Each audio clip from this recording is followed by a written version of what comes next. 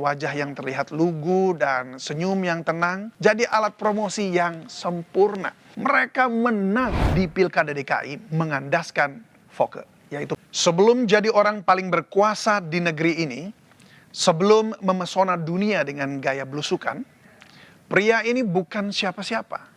Dia bukan jenderal, bukan juga ketua partai, juga bukan konglomerat. Dia pengusaha mebel dari kota yang mungkin jarang dibicarakan, Surakarta alias Solo. Tapi siapa sangka jalan hidupnya justru mengubah peta kekuasaan Indonesia. Yuk, kita flashback.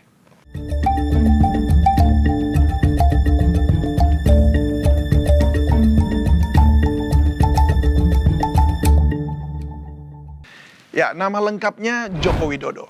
Lahir di Surakarta 21 Juni 1961. Ayahnya seorang tukang kayu dan masa kecilnya berat. Tempat tinggalnya pernah digusur, berkali-kali pindah rumah. Namun semua pengalaman hidupnya itu kelak jadi DNA politiknya. Politik wong cilik. Jokowi menggeluti industri mebel hingga jadi eksportir, membuatnya terpilih sebagai Ketua Asmindo, Asosiasi Mebel dan Kerajinan Indonesia, untuk wilayah Surakarta dan sekitarnya pada tahun 2002. Bernard Sheen, salah satu mitra bisnisnya di Prancis, menamai Joko Widodo dengan sebutan Jokowi yang kita kenal sekarang. Nama sapaan yang memang lebih populer daripada nama aslinya. This name was between him and me, and today, if everybody use it.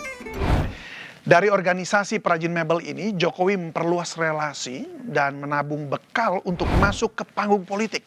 Sebuah dunia yang tentunya lebih rumit dari kayu jati. Tahun 2005, Jokowi mencalonkan diri sebagai wali kota Solo lewat PDI Perjuangan. Banyak yang meremehkan Jokowi tentunya. Tapi Jokowi dengan wajah yang terlihat lugu dan senyum yang tenang jadi alat promosi yang sempurna. Dan ternyata dia menang.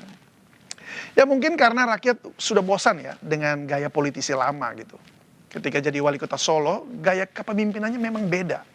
Sering nongol di pasar, kemudian dia belusukan, menyapa langsung warga Solo yang ia jumpai.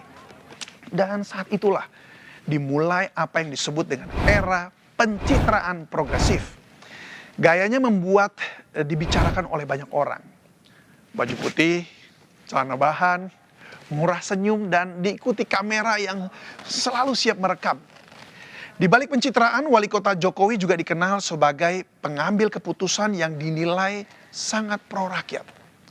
Salah satunya saat memindahkan ratusan PKL di Banjarsari. Nah, para PKL ini diajak berdialog sambil makan. Bukan cuma sekali, ternyata lebih dari 50 kali.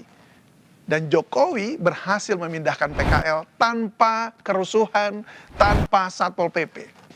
Bahkan ia juga kerap mengadakan festival budaya yang mengangkat kota Solo sebagai the spirit of Java. Nah, gaya Jokowi ini ternyata memesona warga Solo, sehingga ia terpilih sebagai wali kota selama 2 periode.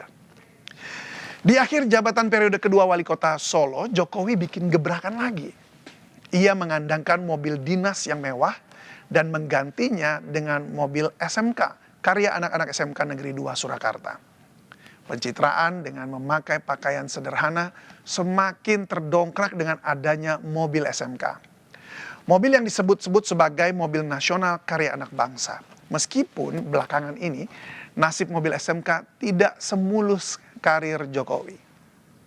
Baru 2 tahun menjadi wali kota Solo periode kedua, Jokowi dipilih PDIP untuk maju di Pilkada DKI Jakarta 2012. Putra daerah ini berpasangan dengan Basuki Cahayapurnama atau yang kita kenal Ahok, melawan petahana Fauzi Bowo alias Foke. Jakarta akan bangkit, akan jadi kebanggaan kita semua. Itu yang kita harapkan.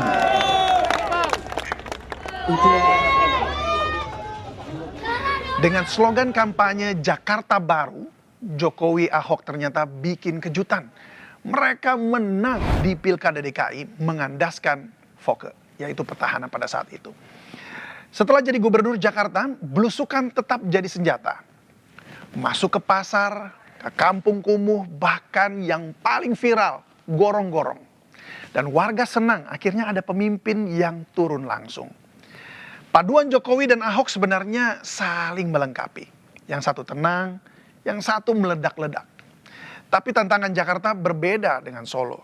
Mulai dari banjir, macet, sampai birokrasi yang ruwet seruwet-ruwetnya. Namun Jokowi punya satu kekuatan, dia tampil beda.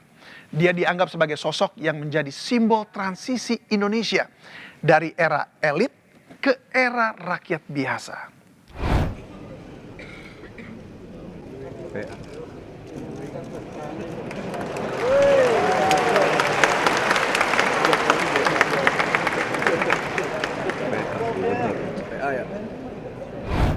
Tapi setelah Jokowi menang dan memimpin Jakarta, apakah keadaan Jakarta berubah? Tidak juga. Macet ya tetap macet, banjir ya tetap banjir. Tapi waktu itu rakyat Jakarta tetap senang.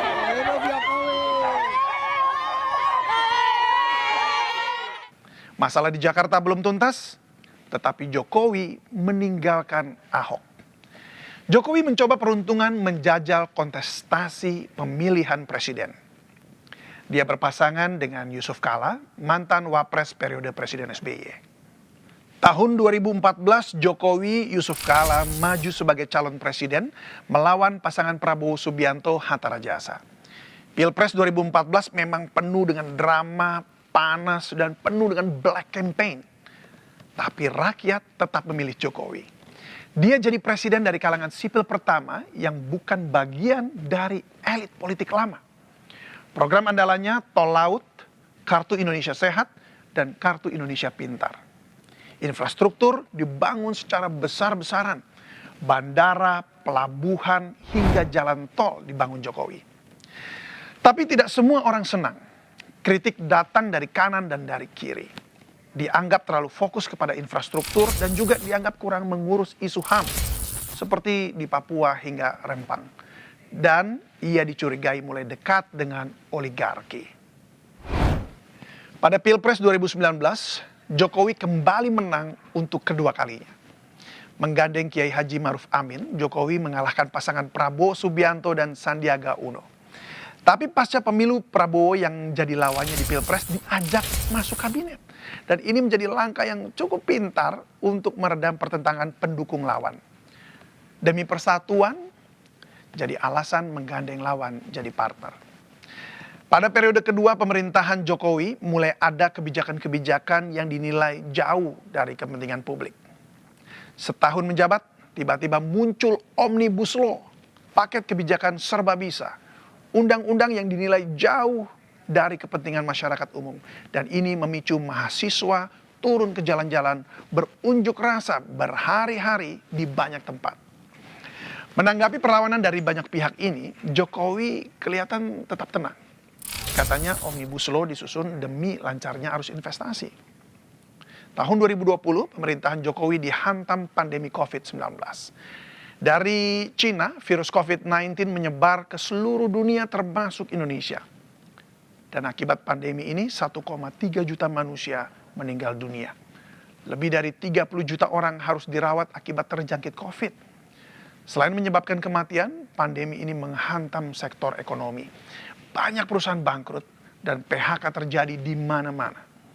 Tahun 2022 saat negara belum sembuh dari pandemi COVID-19, ekonomi bahkan masih terseok, Jokowi justru membuat kebijakan baru, yaitu memindahkan ibu kota negara dari Jakarta ke Kalimantan Timur. Dengan ini saya mohon izin untuk memindahkan ibu kota negara kita ke Pulau Kalimantan. Nah ini butuh dana luar biasa kan untuk membangun IKN. Dan kita nggak tahu dari mana asalnya.